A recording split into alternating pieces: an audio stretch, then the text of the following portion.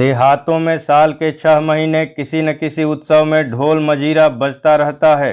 होली के 1 महीना पहले से 1 महीना बाद तक फाग उड़ती है। आषाढ़ लगते ही आल्हा शुरू हो जाता है और सावन भादों में कजलियाँ होती हैं। कजलियों के बाद रामायण गान होने लगता है। सेमरी भी अपवाद नहीं है। महाजन की धमकियाँ और कारिंदे की बोलियां इस समारोह में बाधा नहीं डाल सकती। घर में अनाज नहीं है, देह पर कपड़े नहीं हैं, गांठ में पैसे नहीं हैं, कोई परवाह नहीं। जीवन की आनंद वृत्ति तो दबाई नहीं जा सकती, हंसे बिना तो जिया नहीं जा सकता। यों होली में गाने बजाने का मुख्य स्थान नोखेराम की चौपाल थी। वहीं भंग छनती थी, वहीं रंग उड़ता था, वहीं नाच होता था। इस उत्सव में कारिंदा साहब के 10-5 रुपए खर्च हो जाते थे और किसमें यह सामर्थ्य थी कि अपने द्वार पर जलसा कराता। लेकिन अब की गोबर ने गांव के सारे नवयुवकों को अपने द्वार पर खींच लिया है और नोखेराम की चौपाल खाली पड़ी हुई है। गोबर के द्वार पर भंग घुट रही है, पान के बीड़े लग रहे हैं, रंग घोला जा रहा है, फर्श बिछा हुआ है, गाना हो रहा है और चौपाल में सन्नाटा छाया हुआ है। भंग रखी हुई है, पीसे कौन? ढोल मजीरा सब मौजूद है, पर गाए कौन? जिसे देखो गोबर के द्वार की ओर दौड़ा चला जा रहा है। यहाँ भंग में गुलाब जल और केसर और बादाम की बहार है। हाँ हाँ, शेर भर बादाम गोबर खुद लाया। पीते ही चोला तर हो जाता है, आंखें खुल जाती हैं। खमीरा तमाकू लाया है, खास बिस्वा की। रंग में भी केवड़ा छोड़ा है। रुपए कमाना भी जानता है और खर्च करना भी जानता है। गाड़ कर रख लो तो कौन देखता है। धन की यही शोभा है। और केवल भंग ही नहीं है, जितने गाने वाले हैं सबका न्योता भी है। और गांव में न नाचने वालों की कमी है, न गाने वालों की, न अभिनय करने वालों की। शोभा ही लंगड़ी की ऐसी नकल करता है कि क्या कोई करेगा। और बोली की नकल करने में तो उसका सानी नहीं है। जिसकी बोली कहो उसकी बोले, आदमी की भी जानवर की भी। गिरधर नकल करने में बेजोड़ है। वकील की नकल वह करे, पटवारी की नकल वह करे, थानेदार की, चपरासी की, सेठ की, सभी की नकल कर सकता है। हाँ, बेचारे के पास वैसा सामान नहीं है, मगर अब की गोबर ने उसके लिए सभी सामान मंगा दिया है और उसकी नकलें देखने जोग होंगी। यह चर्चा इतनी फैली कि सांझ से ही तमाशा देखने वाले जमा होने लगे। आसपास के गांवों के दर्शकों की टोलियां आने लगीं। 10 बजते बजते 3-4 हजार आदमी जमा हो गए। और जब गिरधर झिंगुरी सिंह का रूप धरे अपनी मंडली के साथ खड़ा हुआ तो लोगों को खड़े होने की जगह भी न मिलती थी। वही खलवाट सिर, वही बड़ी मूछें और वही तोंद बैठे भोजन कर रहे हैं और पहली ठकुराइन बैठी पंखा झल रही हैं। ठाकुर ठकुराइन को रसिक नेत्रों से देखकर कहते हैं, अब भी तुम्हारे ऊपर वह जौबन है कि कोई जवान भी देख ले तो तड़प जाए। और ठकुराइन फूल कर कहती हैं, जभी तो नई नवेली लाए, उसे तो लाया हूँ तुम्हारी सेवा करने के लिए, वह तुम्हारी क्या बराबरी करेगी। छोटी बीबी यह वाक्य सुन लेती है और मुंह फुलाकर चली जाती है। दूसरे दृश्य में ठाकुर खाट पर लेटे हैं और छोटी बहू मुंह फेरे हुए जमीन पर बैठी हैं। ठाकुर बार बार उसका मुंह अपनी ओर फेरने की विफल चेष्टा करके कहते हैं, मुझसे क्यों रूठी हो रानी, तुम्हारी लाडली जहाँ हो वहाँ जाओ। मैं तो लौंडी हूँ, दूसरों की सेवा टहल करने के लिए आई हूँ। तुम मेरी रानी हो, तुम्हारी सेवा टहल करने के लिए वह बुढ़िया है। पहली ठकुराइन सुन लेती हैं और झाड़ू लेकर घर में घुसती हैं और कई झाड़ू उन पर जमाती हैं। ठाकुर साहब जान बचाकर भागते हैं। फिर दूसरी नकल हुई जिसमें ठाकुर ने 10 रुपये का दस्तावेज लिखकर 5 रुपये दिए, शेष नजराने और दस्तूरी और ब्याज में काट लिए। किसान आकर ठाकुर के चरण पकड़कर रोने लगता है। बड़ी मुश्किल से ठाकुर रुपए देने में पर राजी होते हैं। जब कागज़ लिख जाता है और आसामी के हाथ में 5 रुपये रख दिए जाते हैं तो वह चकरा कर पूछता है, यह तो 5 ही हैं मालिक। 5 नहीं 10 हैं, घर जाकर गिनना। नहीं सरकार, 5 हैं। 1 रुपया नजराने का हुआ कि नहीं? हाँ सरकार। 1 तहरीर का? हाँ सरकार। 1 कागद का? हाँ सरकार। 1 दस्तूरी का? हाँ सरकार। 1 सूद का? हाँ सरकार। 5 नगद? 10 हुए कि नहीं? हाँ सरकार। अब यह 5 भी मेरी ओर से रख लीजिए। कैसा पागल है? नहीं सरकार, 1 रुपया छोटी ठकुराइन का नजराना है, 1 रुपया बड़ी ठकुराइन का, 1 रुपया छोटी ठकुराइन के पान खाने को, 1 बड़ी ठकुराइन के पान खाने को, बाकी बचा 1, वह आपकी क्रियाक्रम के लिए। इसी तरह नोखेराम और पटेश्वरी और दाता दिन की बारी बारी से सबकी खबर ली गई और फबतियों में चाहे कोई नयापन न हो तो नकलें पुरानी हों, लेकिन गिरधारी का ढंग ऐसा हास्यजनक था, दर्शक इतने सरल हृदय थे कि बेबात की बात में भी हंसते थे। रात भर भणैती होती रही और सताए हुए दिल कल्पना में प्रतिशोध पाकर प्रसन्न होते रहे।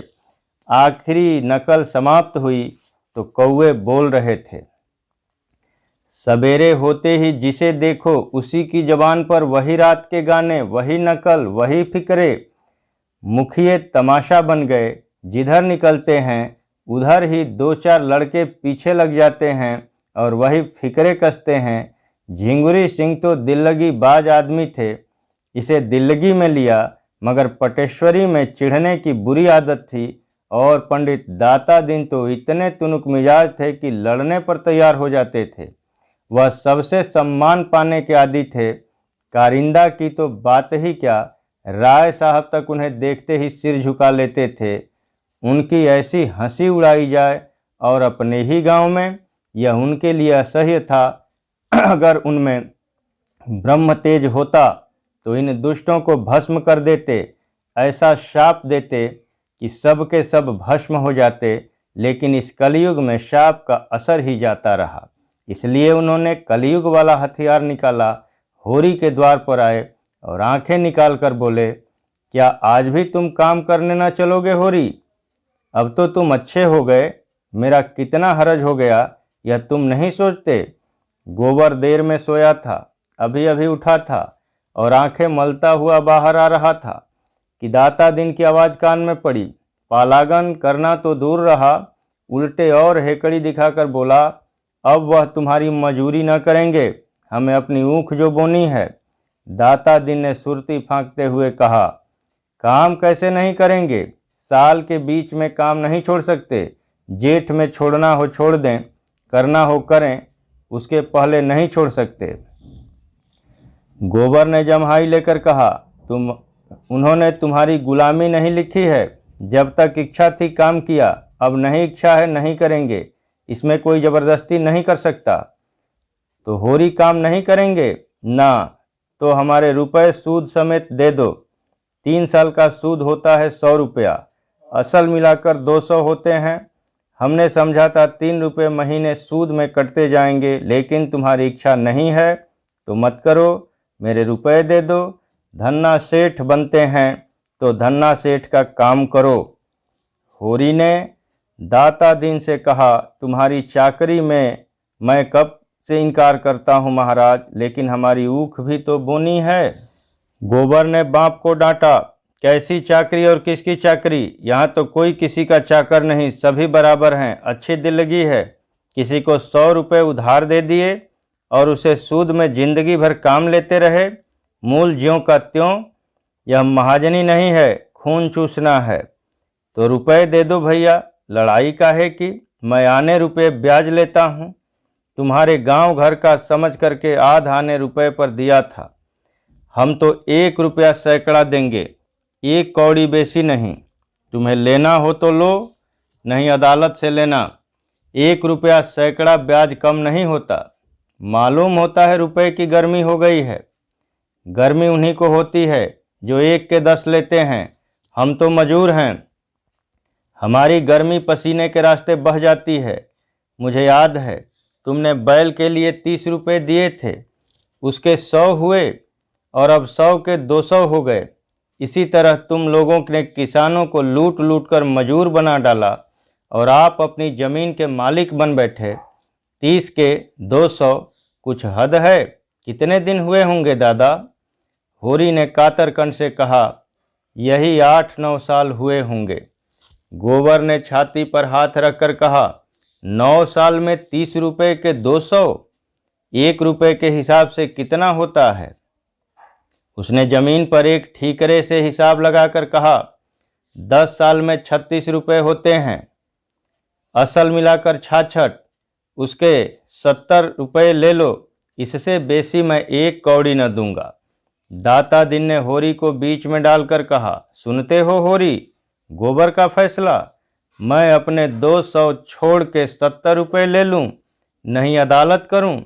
इस तरह का व्यवहार हुआ तो कै दिन संसार चलेगा? और तुम बैठे सुन रहे हो, मगर यह समझ लो मैं ब्राह्मण हूँ, मेरे रुपए हजम करके तुम चैन न पाओगे। मैंने ये 70 रुपये भी छोड़े, अदालत भी न जाऊँगा। जाओ, अगर मैं ब्राह्मण हूँ तो अपने पूरे 200 रुपये लेकर दिखा दूंगा और तुम मेरे द्वार पर आओगे और हाथ बांध कर दोगे। दाता दिन झल्लाए हुए लौट पड़े। गोबर अपनी जगह बैठा रहा, मगर होरी के पेट में धर्म की क्रांति मची हुई थी। अगर ठाकुर या बनिए के रुपए होते तो उसे ज़्यादा चिंता न होती, लेकिन ब्राह्मण के रुपए, उसकी एक पाई भी दब गई तो हड्डी तोड़ कर निकलेगी। भगवान न करे कि ब्राह्मण का कोप किसी पर गिरे। वंश में कोई चुल्लू भर पानी देने वाला, घर में दिया जलाने वाला भी नहीं रहता। उसका धर्म भीर मन त्रस्त हो उठा। उसने दौड़कर पंडित जी के चरण पकड़ लिए और आर्त स्वर में बोला, महाराज, जब तक मैं जीता हूँ तुम्हारी एक एक पाई चुकाऊंगा। लड़कों की बातों पर मत जाओ।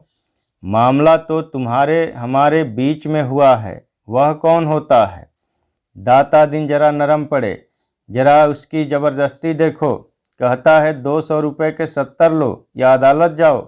अभी अदालत की हवा नहीं खाई है। जब ही एक बार किसी के पाले पड़ जाएंगे तो फिर यह ताव न रहेगा। 4 दिन शहर में क्या रहे, तानाशाह हो गए। मैं तो कहता हूँ महाराज, मैं तुम्हारी एक एक पाई चुकाऊंगा तो कल से हमारे यहाँ काम करने आना पड़ेगा। अपनी ऊख बोना है महाराज, नहीं तुम्हारा ही काम करता। दाता दिन चले गए तो गोबर ने तिरस्कार की आंखों से देखकर कहा, गए थे देवता को मनाने, तुम्ही लोगों ने तो इन सब का मिजाज बिगाड़ दिया है। 30 रुपये दिए, अब 200 रुपये लेगा और डांट ऊपर से बताएगा और तुमसे मजूरी कराएगा और काम कराते कराते मार डालेगा। होरी ने अपने विचार में सत्य का पक्ष लेकर कहा, नीति हाथ से न छोड़ना चाहिए बेटा, अपनी अपनी करनी अपने अपने साथ। हमने जिस ब्याज पर रुपए लिए वह तो देने ही पड़ेंगे, फिर ब्राह्मण ठहरे, इनका पैसा कैसे पचेगा? ऐसा माल तो इन्हीं लोगों को पचता है। गोबर ने त्योरियां चढ़ाई, नीति छोड़ने को कौन कह रहा है? और कौन कह रहा है कि ब्राह्मण का पैसा दबा लो? मैं तो यही कहता हूँ कि इतना सूद नहीं देंगे। बंक वाले 12 आने सूद लेते हैं, तुम 1 रुपये ले लो और क्या किसी को लूट लोगे? उनका रोया जो दुखी होगा, हुआ करे। उनके दुखी होने के डर से हम बिल क्यों खो दें? बेटा, जब तक मैं जीता हूँ मुझे अपने रास्ते चलने दो।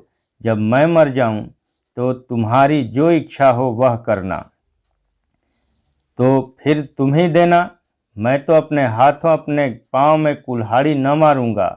मेरा गधापन था कि तुम्हारे बीच में बोला, तुमने खाया है तुम भरो, मैं क्यों अपनी जान दूं। यह कहता हुआ गोबर भीतर चला गया। झुनिया ने पूछा, आज सवेरे सवेरे दादा से क्यों उलझ पड़े? गोबर ने सारा वृत्तांत कह सुनाया और अंत में बोला, इनके ऊपर ऋण का बोझ इसी तरह बढ़ता जाएगा तो मैं कहाँ तक भरूंगा। उन्होंने कमा कमा कर दूसरों का घर भरा है, मैं क्यों उनकी खोदी हुई खंदक में गिरूं। उन्होंने मुझसे पूछकर कर्ज नहीं लिया, न मेरे लिए लिया, मैं उसका देनदार नहीं हूँ। उधर मुखियों में गोबर को नीचा दिखाने के लिए षड्यंत्र रचा जा रहा था। यह लौंडा शिकंजे में न कसा गया तो गांव में उधम मचा देगा। प्यादे से फर्जी हो गया है, न टेढ़े तो चलेगा ही। जाने कहाँ से इतना कानून सीख आया है।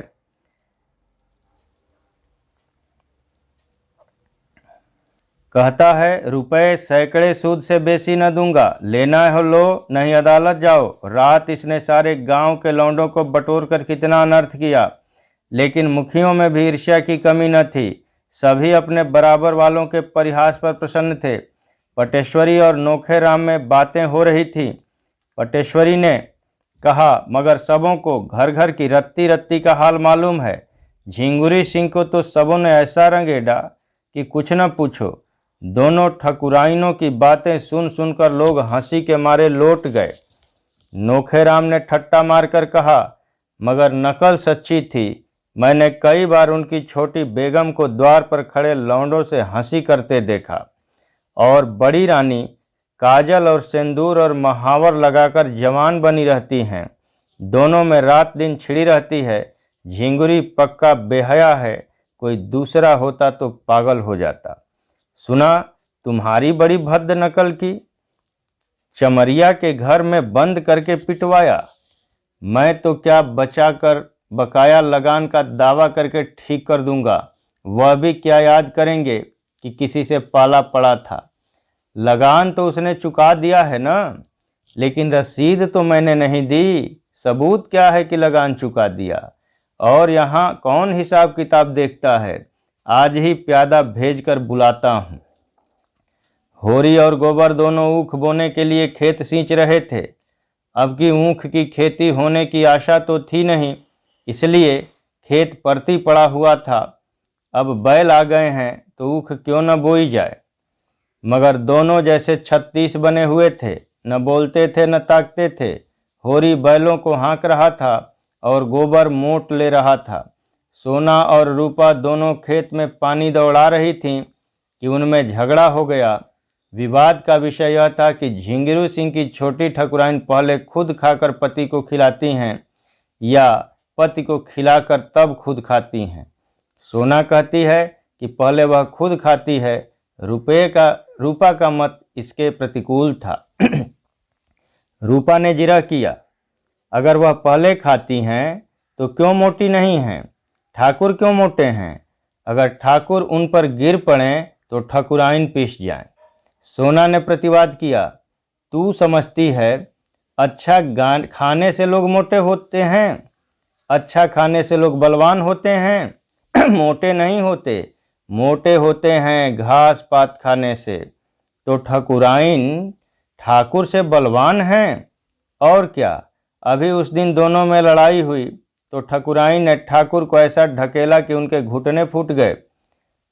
तो तू भी पहले आप खाकर तब जीजा को खिलाएगी और क्या। अम्मा तो पहले दादा को खिलाती हैं, तभी तो जब देखो तब दादा डांट देते हैं। मैं बलवान होकर अपने मर्द को काबू में रखूंगी, तेरा मर्द तुझे पीटेगा, तेरी हड्डी तोड़कर रख देगा। रूपा रुआसी होकर बोली, क्यों पीटेगा? मैं मार खाने का काम ही न करूंगी। वह कुछ न सुनेगा।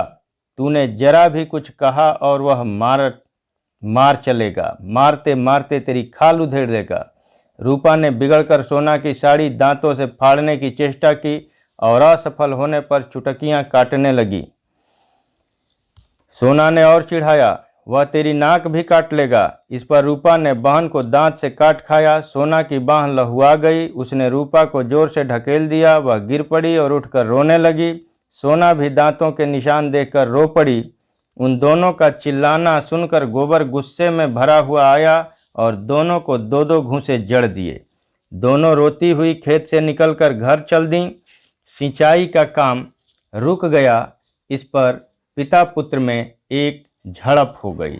होरी ने पूछा, पानी कौन चलाएगा? दौड़े दौड़े गए, दोनों को भगाए, अब जाकर मना क्यों नहीं लाते? तुम्ही ने इन सबों को बिगाड़ रखा है। इस तरह मारने से और निर्लज्ज हो जाएंगी। 2 जून खाना बंद कर दो, आप ठीक हो जाएं। मैं उनका बाप हूँ, कसाई नहीं हूँ। पाँव में एक बार ठोकर लग जाने के बाद किसी कारण से बार बार ठोकर लगती है और कभी कभी अंगूठा पक जाता है और महीनों कष्ट देता है। पिता और पुत्र के सद्भाव को आज उसी तरह की चोट लग गई थी और उस पर यह तीसरी चोट पड़ी। गोबर ने घर जाकर झुनिया को खेत में पानी देने के लिए साथ लिया। झुनिया बच्चे को लेकर खेत में गई। धनिया और उसकी दोनों बेटियां ताकती रहीं।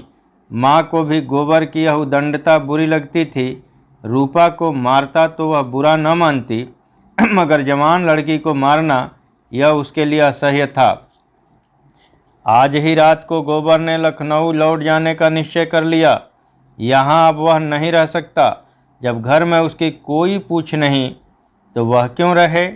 वह लेन देन के मामले में बोल नहीं सकता। लड़कियों को जरा मार दिया तो लोग ऐसे जामे के बाहर हो गए मानो वह बाहर का आदमी है, तो इस सराय में वह न रहेगा। दोनों भोजन करके बाहर आए थे कि नोखे राम के प्यादे ने आकर कहा, चलो कारिंदा साहब ने बुलाया है। होरी ने गर्व से कहा, रात को क्यों बुलाते हैं, मैं तो बाकी दे चुका हूँ। प्यादा बोला, मुझे तो तुम्हें बुलाने का हुक्म मिला है, जो कुछ अर्ज करना हो वहीं चलकर करना। होरी की इच्छा न थी मगर जाना पड़ा। गोबर विरक्त सा बैठा रहा। आध घंटे में होरी लौटा और चिलम भरकर पीने लगा। अब गोबर से न रहा गया। पूछा, किस मतलब से बुलाया था? होरी ने भर्राई हुई आवाज़ में कहा, मैंने पाई पाई लगान चुका दिया। वह कहते हैं तुम्हारे ऊपर 2 साल की बाकी है। अभी उस दिन मैंने ऊँख बेची, 25 रुपये वहीं उनको दे दिए और आज वह 2 साल का बाकी निकालते हैं। मैंने कह दिया मैं 1 धेला न दूंगा। गोबर ने पूछा, तुम्हारे पास रसीद तो होगी? रसीद कहाँ देते हैं? तो तुम बिना रसीद लिए रुपए देते ही क्यों हो? मैं क्या जानता था वह लोग बेईमानी करेंगे। यह सब तुम्हारी करनी का फल है। तुमने रात को उनकी हंसी उड़ाई, यह उसी का दंड है। पानी में रहकर मगर से बैर नहीं किया जाता। सूद लगाकर 70 रुपये बाकी निकाल दिए, ये किसके घर से आएंगे? गोबर ने अपनी सफाई देते हुए कहा, तुमने रसीद ले ली होती तो मैं लाख उनकी हंसी उड़ाता, तुम्हारा बाल भी बांका न कर सकते। मेरी समझ में नहीं आता कि लेन देन में तुम सावधानी से क्यों काम नहीं लेते। यूँ रसीद नहीं देते तो डाक से रुपया भेजो, यही तो होगा। 1 रुपया महसूल पड़ जाएगा। इस तरह की धांधली तो न होगी। तुमने यह आग न लगाई होती तो कुछ न होता। अब तो सभी मुखिया बिगड़े हुए हैं, बेदखली की धमकी दे रहे हैं। दैव जाने कैसे बेड़ा पार लगेगा। मैं जाकर उनसे पूछता हूँ, तुम जाकर और आग लगा दोगे? अगर आग लगानी पड़ेगी तो आग भी लगा दूंगा। वह बेदखली करते हैं, करें। मैं उनके हाथ में गंगाजली रखकर अदालत में कसम खिलवाऊंगा। तुम दुम दबाकर बैठे रहो, मैं इसके पीछे जान लड़ा दूंगा। मैं किसी का 1 पैसा दबाना नहीं चाहता, न अपना 1 पैसा खोना चाहता हूँ। वह उसी वक्त उठा और नोखेराम की चौपाल में जा पहुँचा। देखा तो सभी मुखिया लोगों का कैबिनेट बैठा हुआ था। गोबर को देखकर सबके सब सतर्क हो गए। वातावरण में षड्यंत्र की सी कुंठा भरी हुई थी। गोबर ने उत्तेजित कंठ से पूछा, यह क्या बात है कारिंदा साहब कि आपको दादा ने हाल तक का लगान चुकता कर दिया और आप अभी 2 साल की बाकी निकाल रहे हैं? यह कैसा गोलमाल है? नोखेराम ने मसनद पर लेटकर रोब दिखाते हुए कहा, जब तक हो रही है मैं तुमसे लेन देन की कोई बातचीत नहीं करना चाहता। गोबर ने आहत स्वर में कहा, तो मैं घर में कुछ नहीं हूँ? तुम अपने घर में सब कुछ होगे, यहाँ तुम कुछ नहीं हो। अच्छी बात है, आप बेदखली दायर कीजिए। मैं अदालत में तुमसे गंगाजली उठवाकर रुपए दूंगा। इसी गांव से 100 शहादतें दिलाकर साबित कर दूंगा कि तुम रसीद नहीं देते, सीधे साधे किसान हैं, कुछ बोलते नहीं, तो तुमने समझ लिया है कि सब काठ के उल्लू हैं। राय साहब वहीं रहते हैं जहां मैं रहता हूं। गांव के सब लोग उन्हें हौवा समझते होंगे, मैं नहीं समझता। रत्ती रत्ती हाल कहूँगा और देखूँगा तुम कैसे मुझसे दोबारा रुपए वसूल कर लेते हो। उसकी वाणी में सत्य का बल था। डरपोक प्राणियों में सत्य भी गूंगा हो जाता है। वही सीमेंट जो ईंट पर चढ़कर पत्थर हो जाता है, मिट्टी पर चढ़ा दिया जाए तो मिट्टी हो जाएगा। गोबर की निर्भीक स्पष्टवादिता ने उस अनीत के बख्तर को बेध डाला, जिससे लज्जित होकर नोखेराम की दुर्बल आत्मा अपने को शक्तिमान समझ रही थी। नोखेराम ने जैसे कुछ याद करने का प्रयास करके कहा, तुम इतना गर्म क्यों हो रहे हो? इसमें गर्म होने की कौन बात है? अगर होरी ने रुपए दिए हैं तो कहीं न कहीं तो टाँके गए होंगे। मैं कल कागज़ निकाल कर देखूँगा। अब मुझे कुछ कुछ याद आ रहा है कि शायद होरी ने रुपए दिए थे। तुम निशा खाती रहो। अगर रुपए यहाँ आ गए हैं तो कहीं जा नहीं सकते। तुम थोड़े से रुपए के लिए झूठ थोड़े ही बोलोगे और मैं ही इन रुपयों से धनी हो जाऊंगा। गोबर ने चौपाल से आकर होरी को ऐसा लथाड़ा कि बेचारा स्वार्थ भी बूढ़ा रुआंसा हो गया। तुम तो बच्चों से भी गए बीते हो, जो बिल्ली की म्याऊं सुनकर चिल्ला उठते हैं। कहाँ कहाँ तुम्हारी रक्षा करता फिरूंगा। मैं तुम्हें 70 रुपये दिए जाता हूँ। दाता दिन ले तो देकर भरपाई लिखा देना। इसके ऊपर तुमने 1 पैसा भी दिया तो फिर मुझसे 1 पैसा भी न पाओगे। मैं परदेश में इसलिए नहीं पड़ा हूँ कि तुम अपने को लुटवाते रहो और मैं कमा कर भरता रहूँ। मैं कल चला जाऊँगा, लेकिन इतना कह देता हूँ, किसी से 1 पैसा उधार मत लेना और किसी को कुछ मत देना। मंगरू, दुलारी, दाता दिन सभी से 1 रुपये सैकड़े सूद कराना होगा। धनिया भी खाना खाकर बाहर निकल आई। बोली, अभी क्यों जाते हो बेटा? 2-4 दिन और रहकर ऊख की बोनी करा लो और कुछ लेन देन का हिसाब भी ठीक कर लो तो जाना। गोबर ने शान जमाते हुए कहा, मेरा 2-3 रुपये रोज का घाटा हो रहा है, यह भी समझती हो। यहाँ मैं बहुत तो 4 आने की मजूरी ही तो करता हूँ और अब की मैं झुनिया को भी लेता जाऊँगा। वहाँ मुझे खाने पीने की बड़ी तकलीफ़ होती है। धनिया ने डरते डरते कहा, जैसी तुम्हारी इच्छा, लेकिन वहाँ वह कैसे अकेले घर संभालेगी? कैसे बच्चे की देखभाल करेगी? अब बच्चे को देखूं कि अपना सुविधा देखूं? मुझसे चूल्हा नहीं फूंका जाता। ले जाने को मैं नहीं रोकती, लेकिन परदेश में बाल बच्चों के साथ रहना, न कोई आगे न पीछे। सोचो कितना झंझट है। परदेश में संगी साथी निकल ही आते हैं अम्मा, और यह तो स्वार्थ का संसार है। जिसके साथ 4 पैसे गम खाओ वही अपना। खाली हाथ तो माँ बाप भी नहीं पूछते। धनिया कटाक्ष समझ गई। उसके सिर से पांव तक आग लग गई। बोली, माँ बाप को भी तुमने उन्हीं पैसों के यार में समझ लिया। आँखों देख रहा हूँ, नहीं देख रहे हो। माँ बाप का मन इतना निठुर नहीं होता। हाँ, लड़के अलबत्ता जहाँ 4 पैसे कमाने लगे कि माँ बाप से आंखें फेर लीं, इसी गांव में 1-2 नहीं 10-20 परतोख दे दूं। माँ बाप कर्ज कवाम लेते हैं किसके लिए? लड़के लड़कियों ही के लिए कि अपने भोग विलास के लिए? क्या जाने तुमने किसके लिए कर्ज लिया। मैंने तो 1 पैसा भी नहीं जाना। बिना पाले ही इतने बड़े हो गए। पालने में तुम्हारा लगा क्या? जब तक बच्चा था दूध पिला दिया, फिर लावारिस की तरह छोड़ दिया। जो सबने खाया वही मैंने खाया। मेरे लिए दूध नहीं आता था, मक्खन नहीं बंधा था, और तुम भी चाहती हो और दादा भी चाहते हैं कि मैं सारा कर्जा चुकाऊं, लगान दूं, लड़कियों का ब्याह करूं। जैसे मेरी जिंदगी तुम्हारा देना भरने ही के लिए है। मेरे भी तो बाल बच्चे हैं। धनिया सन्नाटे में आ गई। एक ही क्षण में उसके जीवन का मृदु स्वप्न जैसे टूट गया। अब तक वह मन में प्रसन्न थी कि अब उसका दुख दरिद्र सब दूर हो गया। जब से गोबर घर आया उसके मुख पर हास की एक छटा खिली रहती थी। उसकी वाणी में मृदुता और व्यवहारों में उदारता आ गई। भगवान ने उस पर दया की है तो उसे सिर झुकाकर चलना चाहिए। भीतर की शांति बाहर सौजन्य बन गई थी। ये शब्द तपते हुए बालू की तरह हृदय पर पड़े और चने की भांति अरमान झुलस गए। उसका सारा घमंड चूर चूर हो गया। इतना सुन लेने के बाद अब जीवन में क्या रस रह गया। जिस नौका पर बैठकर इस जीवन सागर को पार करना चाहती थी वह टूट गई तो किस सुख के लिए जिए। लेकिन नहीं, उसका गोबर इतना स्वार्थी नहीं है।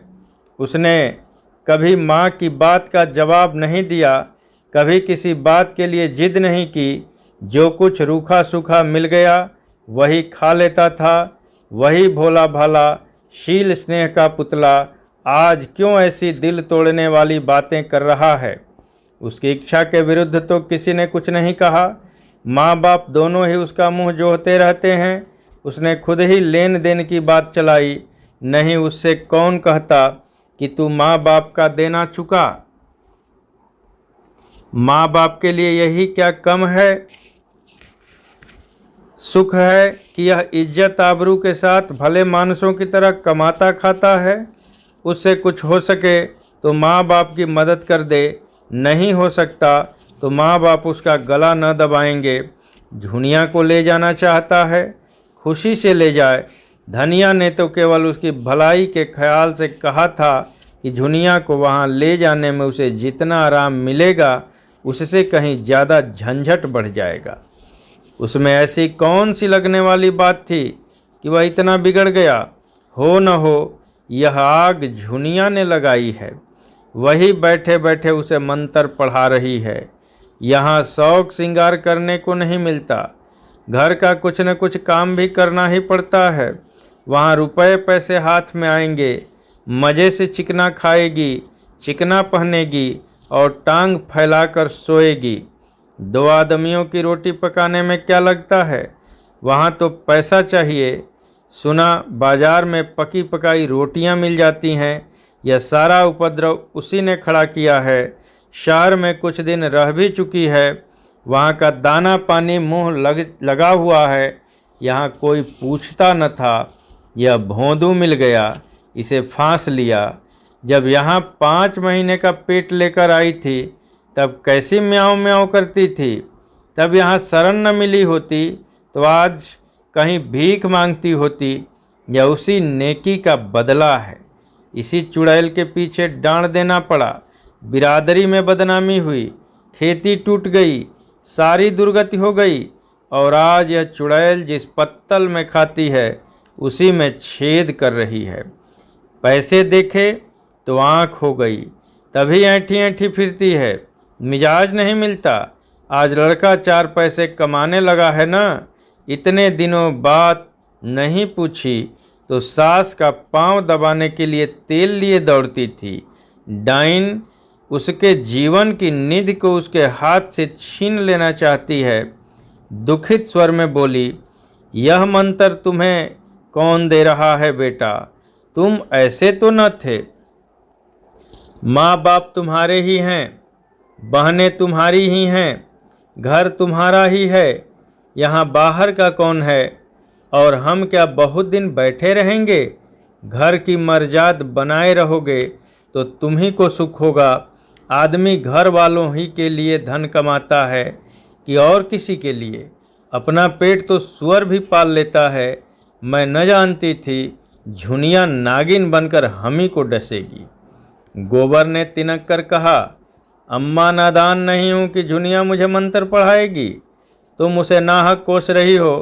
तुम्हारी गिरस्ती का सारा बोझ मैं नहीं उठा सकता। मुझसे जो कुछ हो सकेगा तुम्हारी मदद कर दूंगा, लेकिन अपने पाँवों में बेड़ियाँ नहीं डाल सकता। झुनिया भी कोठरी से निकलकर बोली, अम्मा जुलाहे का गुस्सा दाढ़ी पर मत उतारो। कोई बच्चा नहीं है कि उन्हें फोड़ लूँगी। अपना अपना भला बुरा सब समझते हैं। आदमी इसलिए नहीं जन्म लेता कि सारी उम्र तपस्या करता रहे और एक दिन खाली हाथ मर जाए। सब जिंदगी का कुछ सुख चाहते हैं, सबकी लालसा होती है कि हाथ में 4 पैसे हों। धनिया ने दांत पीसकर कहा, अच्छा झुनिया, बहुत ज्ञान न बघार, अब तू भी अपना भला बुरा सोचने योग हो गई है। जब यहाँ आकर मेरे पैरों पर सिर रखे रो रही थी, तब अपना भला बुरा नहीं सूझा था। उस घड़ी हम भी अपना भला बुरा सोचने लगते तो आज तेरा कहीं पता न होता। इसके बाद संग्राम छिड़ गया। ताने महने, गाली गलौज, थुक्का फजीहत, कोई बात न बची। गोबर भी बीच बीच में डंक मारता जाता था। होरी बरौठे में बैठा सब कुछ सुन रहा था। सोना और रूपा आंगन में सिर झुकाए खड़ी थीं। दुलारी, पुनिया और कई स्त्रियां बीच बचाव करने आ पहुंची थी। गर्जन के बीच में कभी कभी बूंदें भी गिर जाती थीं। दोनों ही अपने अपने भाग्य को रो रही थीं, दोनों ही ईश्वर को कोस रही थीं और दोनों अपनी अपनी निर्दोषिता सिद्ध कर रही थीं। झुनिया गड़े मुर्दे उखाड़ रही थी। आज उसे हीरा और शोभा से विशेष सहानुभूति हो गई थी, जिन्हें धनिया ने कहीं का न रखा था। धनिया की आज तक किसी से पटी थी, जो झुनिया से कैसे पट सकती है।